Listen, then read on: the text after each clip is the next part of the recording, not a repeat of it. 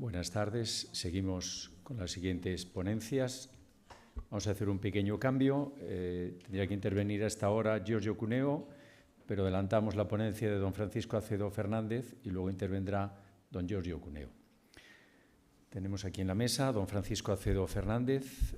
Nació en Cáceres en 1971, se licenció en Filosofía y Letras, Geografía e Historia en las universidades de Salamanca, Sussex y Autónoma de Madrid. Cursó los estudios de doctorado en Historia, Filosofía y Pedagogía. Amplió estudios en Dublín, Trinity College de Londres, Oxford, Cambridge, St. Andrews, Bolonia y Roma. Como historiador tiene dos campos de estudio, la arqueología bíblica y las antigüedades cristianas y las ciencias documentales de la historia. Es autor de más de una decena de libros entre ensayo, poesía y narrativa, así como de varios centenares de artículos, y es colaborador habitual de medios de comunicación. Como dramaturgo ha estrenado más de 20 obras con las que ha ganado numerosos premios, entre ellos el Premio Nacional de Teatro Camino de Santiago y varias nominaciones a los premios Max. Es académico de número de la Pontificia Academia Cultorum Martyrum y de la Academia Internacional de Genealogía y miembro de la Comisión Internacional para las Órdenes de Caballería, entre otras instituciones científicas. Su conferencia versará sobre la descendencia de Cleopatra VII, un ejemplo de historia de familia de la Edad Antigua. Adelante, Francisco. Muchísimas gracias, Daniel, por tu presentación. Quería, en primer lugar, agradecer al comité de este 13º Coloquio Internacional de Genealogía el haber aceptado mi ponencia. Agradecer, por supuesto, a la Real Asociación de Hidalgos de España su exquisita hospitalidad, y a todos vosotros que estáis aquí presentes, más los que están también presentes a través de Internet, vuestra presencia y vuestra atención. El título, como ha dicho Daniel, es La descendencia de Cleopatra VII, un ejemplo de historia de familia en la Edad Antigua. Puede parecer que esto es una excentricidad mía, pero en realidad estamos hablando de nuevas perspectivas en el campo de la genealogía y de la heráldica, y lo cierto es que la genealogía en la Edad Antigua ha sido bastante desatendida, excepto en el campo en el que yo me muevo académicamente, que, como ha dicho Daniel, es la arqueología bíblica y las antigüedades cristianas. Ahí sí existe una bibliografía bastante abundante. Incluso yo he hecho algunos estudios especialmente sobre la familia de Jesús de Nazaret, que es mi campo de especialidad, la figura del Jesús histórico. No quería meterme en temas de arqueología bíblica aquí porque serían demasiado complicados por la cantidad de matices que necesitan. Por eso decidí hablar sobre Cleopatra.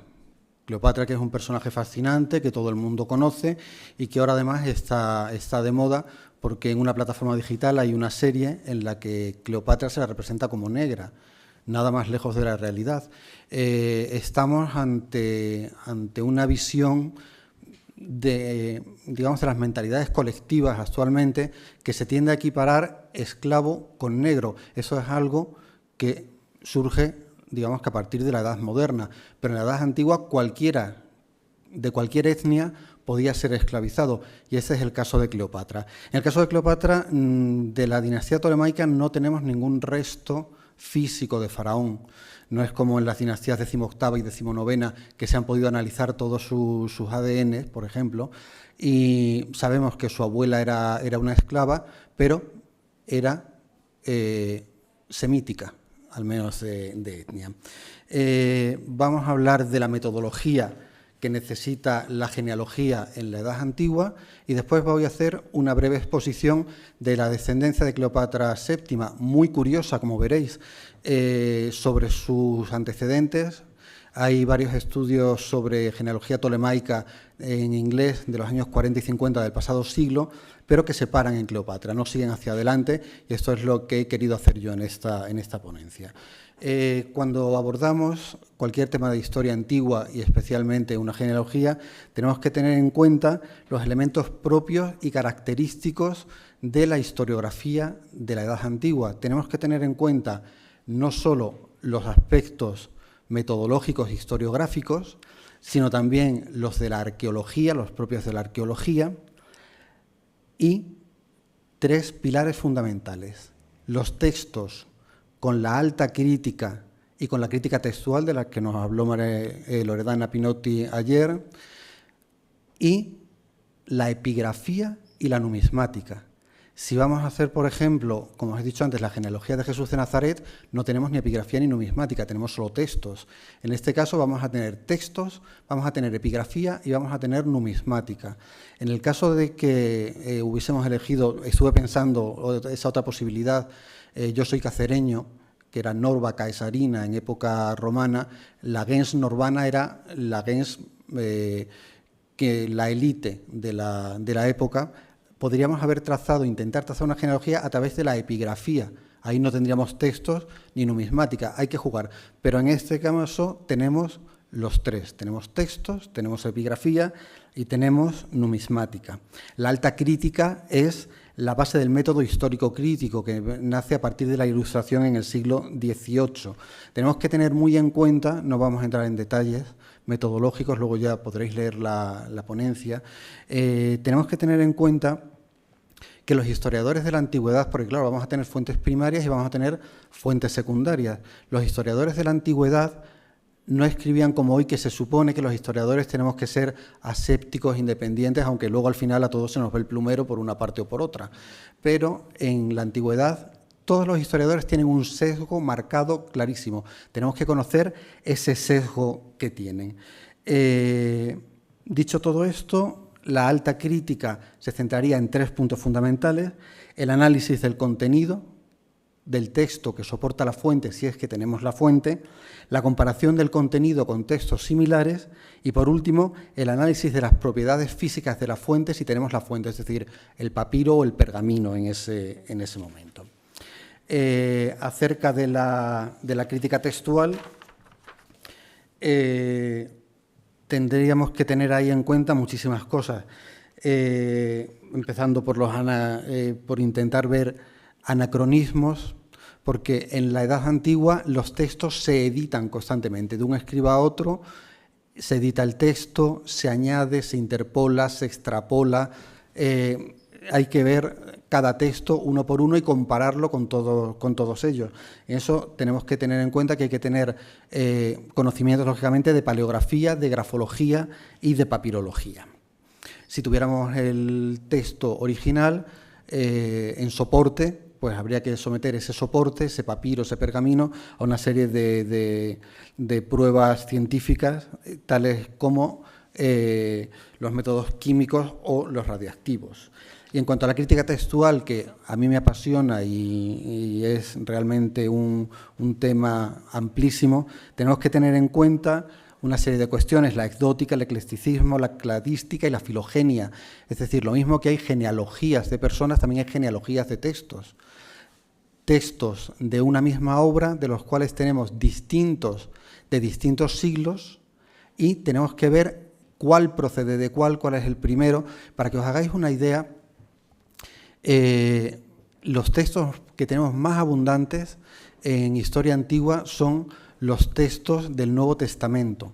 Para que os hagáis una idea, desde el papiro P52 de la biblioteca John Rylands de la Universidad de Manchester, que yo he tenido el honor y el privilegio de tener delante de mí, que es un fragmento del Evangelio de Juan del año 125, hasta los textos de los siglos V y VI, en todos los textos que tenemos del Nuevo Testamento hay 14.000 variantes.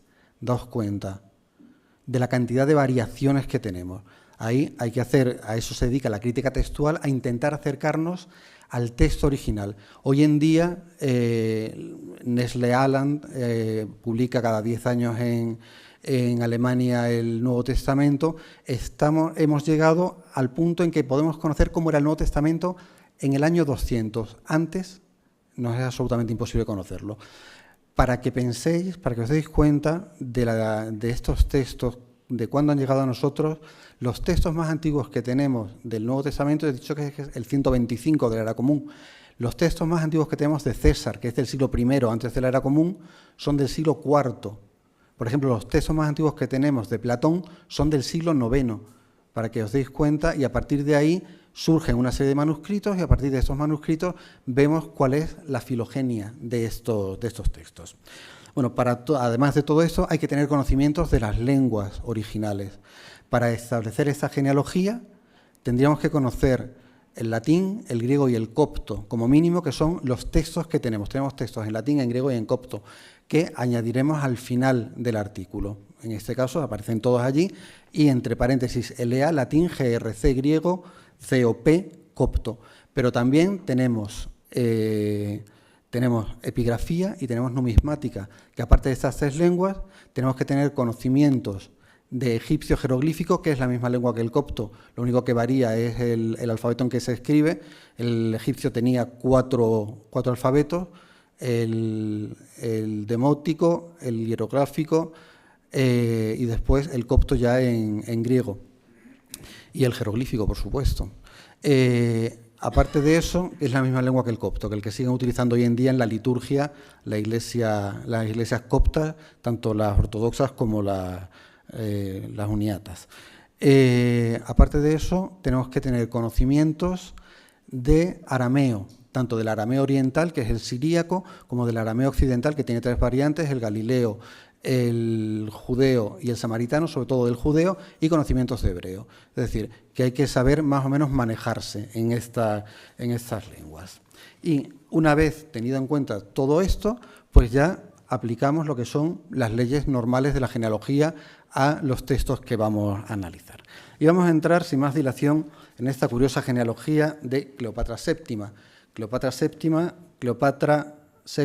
Cea Filopator, es decir, Cleopatra, diosa amada de su padre, es el nombre que tenía.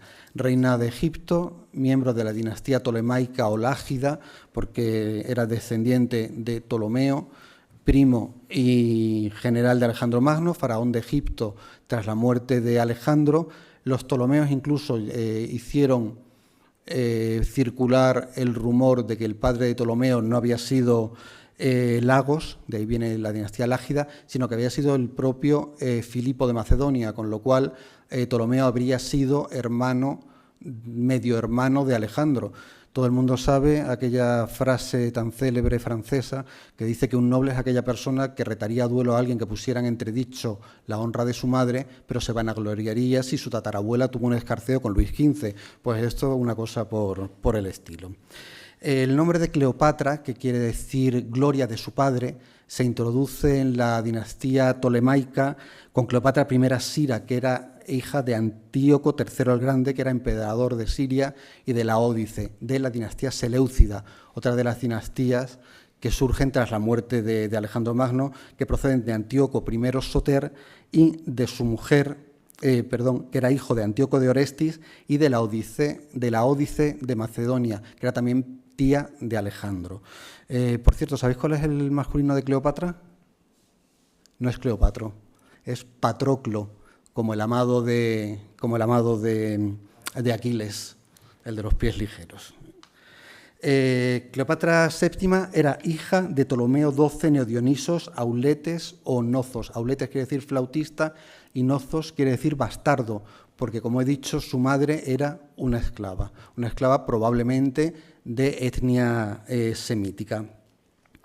Y su madre era Cleopatra VI Trifena. Hay que decir que todos estos numerales ellos no los usaban, los hemos puesto los historiadores para poder diferenciarlos más claramente. Y de Cleopatra VI Trifena sabemos prácticamente nada. Muere después de tener sus 2 hijas, Berenice IV y Cleopatra VII, y o bien puede ser hija de Ptolomeo IX Soter Látiro o de Ptolomeo X Alejandro I. Si fuera hija de Ptolomeo IX sería hermana de su marido, y si fuera hija del 10 sería prima hermana de su marido. De Berenice IV, que es la otra hermana, desaparece muy pronto en la historia, probablemente asesinada o envenenada por Cleopatra en la guerra civil, y Cleopatra contrae un primer matrimonio al fallecer su padre con su hermano, con Ptolomeo XIII Teos Filopator. Este Ptolomeo es el que entrega la cabeza de Pompeyo a César, y tras hacer eso, que él pensaba que de esta manera se iba a ganar el favor de César, lo único que consigue es todo lo contrario. y apareció ahogado en el Nilo. No sabemos si fue Cleopatra, si fue César o si quién fue, pero alguno de ellos fue. Y tras enviudar, Cleopatra se casa con su hermano, con otro hermano suyo, con Ptolomeo XIV Teos Filopator. Probablemente ninguno de estos matrimonios fue consumado porque eran bastante más pequeños que ella. Paralelamente a este matrimonio con Ptolomeo XIV, Cleopatra tiene una relación sentimental con Cayo Julio César, que como todos sabemos, dictador de Roma, hijo de Cayo Julio César y de Aurelia. César contrae 3 matrimonios, con Cornelia, con Pompeya y con Calpurnia, y solo tiene una hija con la primera, con Cornelia, que es Julia, que se casaría con su archienemigo Pompeyo el Grande. César pertenece a una gens patricia antiquísima, la gens Julia, descendientes de Marte, de Venus, de Eneas y de Rómulo. Esas son las cosas que tenemos que ver los historiadores. Hoy en día nadie puede creer, porque no se puede demostrar empíricamente, que Julio César fuera descendiente de la diosa Venus, ni que fuera descendiente del dios Marte. En aquella época era absolutamente normal. Julio César, tras morir, es proclamado Dios, no divino, como el resto de los emperadores van a ser a partir de Augusto, sino Dios. Y nos cuenta Suetonio que César, en su pira, subió con forma de águila hasta el Olimpo. Eso los romanos lo creían al pie de la letra. Nosotros eso sabemos que hoy pertenece al ámbito de la historia de los sistemas de creencias. Con lo cual tenemos que saber distinguir unas cosas de las otras. Y lo digo porque esto se aplica a todas las religiones. De esa unión entre César y Cleopatra nacería Ptolomeo XV, Filopator, Filométor, César, el conocido como Cesarión, que fue el último faraón de Egipto, junto con su madre, que fue asesinado poco después de la muerte de su madre. Tras la muerte de César y de su segundo marido, Ptolomeo XIV, que también muere envenenado, Cleopatra inicia una relación primero extramatrimonial y luego matrimonial con Marco Antonio, el triunviro, miembro del segundo triunvirato, que pertenecía a una rama plebeya de la gens Antonia. Contrajo también matrimonios con Fadia, con su prima carnal Antonia, y con Octavia la Menor, que era la hija de Augusto. Y finalmente, en el año 32, se casa con Cleopatra VII. De este matrimonio van a nacer 3 hijos. 2 gemelos que tienen unos nombres maravillosos, Alejandro Helios y Cleopatra Selene, que son como las hijas del duque de Segorbe, el Sol y Luna, pues una cosa por el estilo. Y otro hijo también de nombre precioso, que es Ptolomeo XVI Filadelfo Antonio. Todos sabemos que Cleopatra muere, se suicida, y el destino de estos 3 niños va a ser que Augusto se los va a llevar a Roma.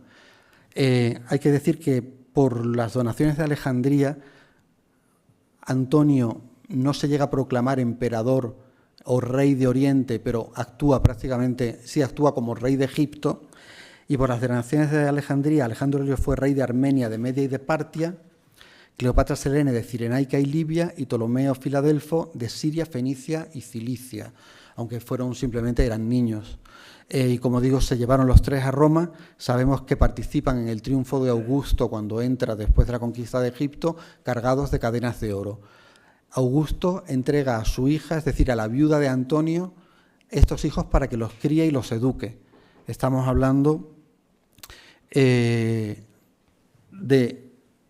los 3 niños, 2 de ellos, los 2 varones, Alejandro Helios y Ptolomeo Filadelfo, desaparecen, no se sabe qué fue de ellos, probablemente murieron niños, y de Cleopatra Selene sí sabemos bastante. Cleopatra Selene se casa con el erudito rey de Mauritania, Juba II, porque Augusto, una de sus aficiones era casar a todos los reyes vasallos y hacer contraer matrimonios. Era una cosa que le fascinaba y hace que Cleopatra se case con Juba.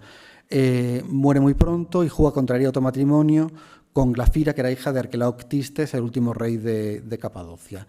Y esta, además, era viuda de Alejandro, que era hijo de Herodes el Grande, y al divorciarse de Juba II se volvió a casar con Herodes Arquelao, el exnarca de Judea, que es depuesto en el año VI, que ese es el motivo por el que se hace el famoso censo, siendo Cirino gobernador de Siria, que sería por el que supuestamente San José y la Virgen fueron desde Nazaret hasta Belén, con lo cual veis que por aquí se enlaza con la arqueología bíblica y si no, lo hacemos encajar rápidamente. Del matrimonio de Cleopatra Selene y Juba II nace Ptolomeo de Mauritania, que fue el último rey de este territorio. Por parte de su madre, es decir, por parte de Cleopatra Selene, era primo hermano del emperador Claudio y era tío segundo de Calígula y de Nerón.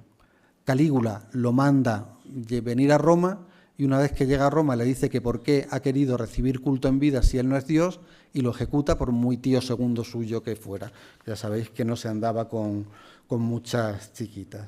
Ptolomeo de Mauritania se casa con Julia Urania, que pertenecía a la familia real de Emesa, que era una familia de reyes sacerdotes del dios El Gabal, un dios solar, y tienen solo una hija, Drusila la menor, para distinguirla de su tía Drusila de Mauritania, que era hermana de su padre. Drusila la menor se contrae un primer matrimonio con Marco Antonio Félix. Es el Félix que juzga a San Pablo en Hechos de los Apóstoles 24. Se divorcia, luego Félix se volvería a casar con otra Drusila, que era hija de Herodes Agripa. Pero Drusila la menor, que es la que nos interesa, se casa con Cayo Julio Soaemo Filocésar Filormaeo, que era también rey sacerdote de Edesa, era su primo, hijo de un hermano de su madre, que además era descendiente también de los Ptolomeos. Por parte de su padre, era descendiente de Ptolomeo VI Filométor y de Cleopatra II. Nace un hijo, Cayo Julio Aexio, que fue también rey sacerdote de Edesa, de este dios solar que es el Gabal, del cual no sabemos quién es su mujer, pero sí sabemos quién fue su hijo, que fue Cayo Julio Basiano, ya no rey, pero sí sumo sacerdote del Gabal, que tuvo dos hijas, Julia Domna y Julia Maesa. Julia Domna se casa con el emperador Septimio Severo y va a ser la madre de dos emperadores, de Caracalla y de Geta. Y Julia Maesa va a ser la abuela de otros dos emperadores, de Heliogábalo, que se llamaba así por el Gabal, y de Alejandro Severo, que es el último rey, el último emperador romano de la dinastía severa, la dinastía árabe que reina sobre Roma. Si nos damos cuenta, aquí termina la descendencia que se puede probar de Cleopatra VII. Si nos damos cuenta de los azares de la historia, llegamos desde los Ptolomeos, pasando por una serie de reinos vasallos, hasta llegar a emperadores de Roma. Luego, Zenobia, la famosa, la legendaria, la mítica reina de Palmira, también diría que era descendiente de Cleopatra. Es probable, hay algunas genealogías, pero son muy, muy tardías, pero tampoco es imposible. Hemos construido una genealogía a través de textos. Cuando leáis las actas veréis todos los textos de donde hemos extraído los datos genealógicos y podemos darnos cuenta de que se puede hacer una historia de familia, una historia biográfica. Lógicamente, todo esto ha sido velocísimo.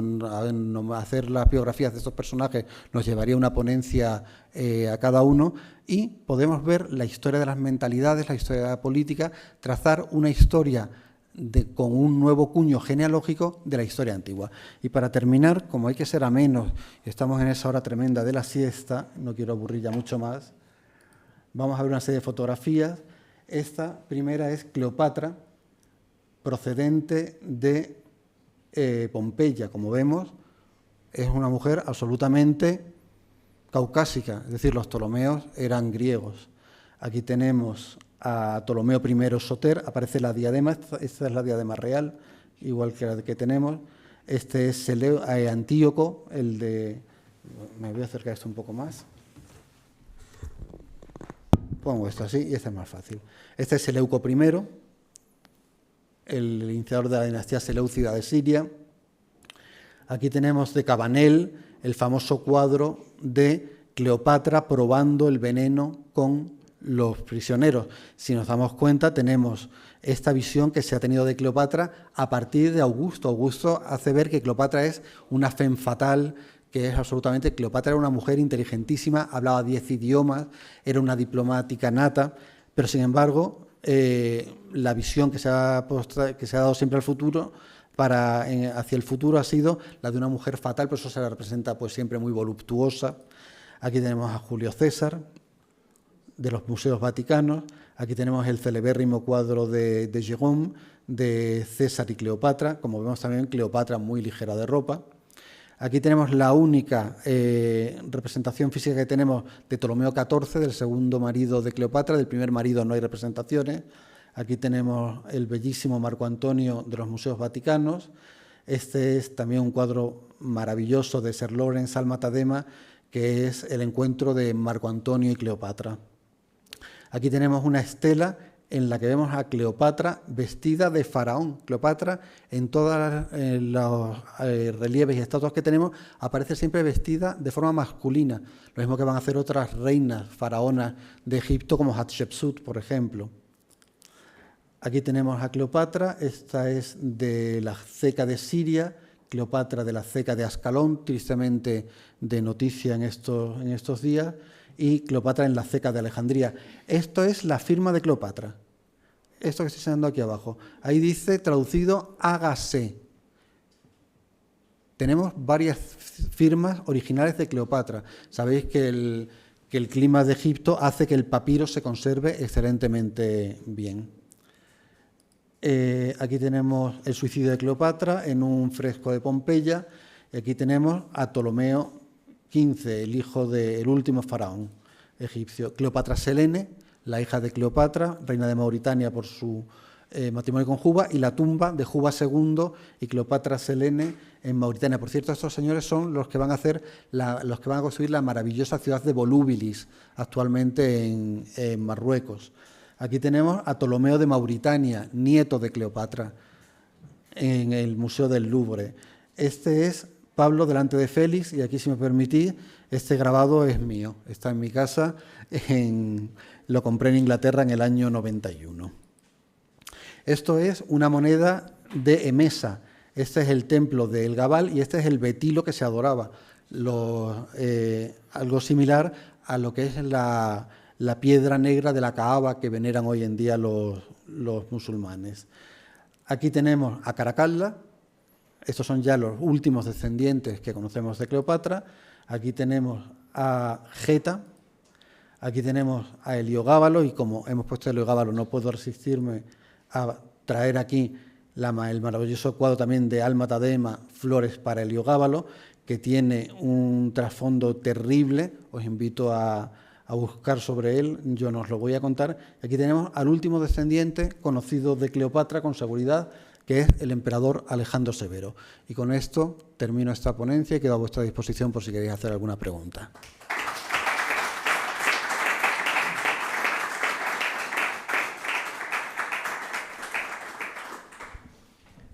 Muchas gracias, Francisco. ¿Una pregunta? No es una pregunta, es una presentación que se debe hacer, porque la conferencia de Giorgio es más cortita. Este señor ha escrito un libro que es una gran ópera y que está contigo. Lo tiene Loredana. Loredana puede dar ahí.